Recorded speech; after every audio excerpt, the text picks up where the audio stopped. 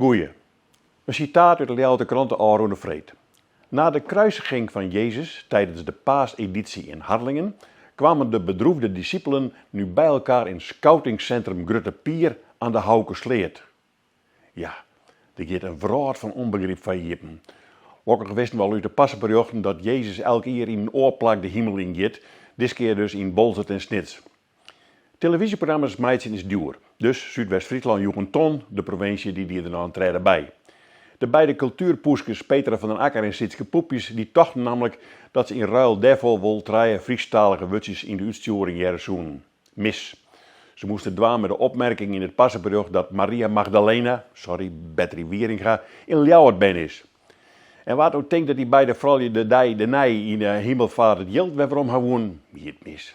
Ze zijn nopas, en net farao, dat uw bijdrage net bezutten dat wij een artistieke inbreng gaan zoeken. Nee, weten trouwens dat het Fries artistiek weer. Maar dat is duidelijk, uw oerheden vinden het Fries zo wichtig dat ze een kwak geld in de Haukersleer donderen in de hoop op één Fries wetsje. De uitsturing wie nevens van den Akker sober en krachtig. Ja, maar dat is wat Fries uitvinden vanzelf. Maar ze dacht dat die ton er net uit het culturele potje komen kan, dan maar uit het potje reclame voor uzelf. Want, zei ze, we stieren er fantastisch op. Een miljoen leur die zeggen misschien de hemelveert wel net, maar wel de plaknamebordjes Snits en Bolzert.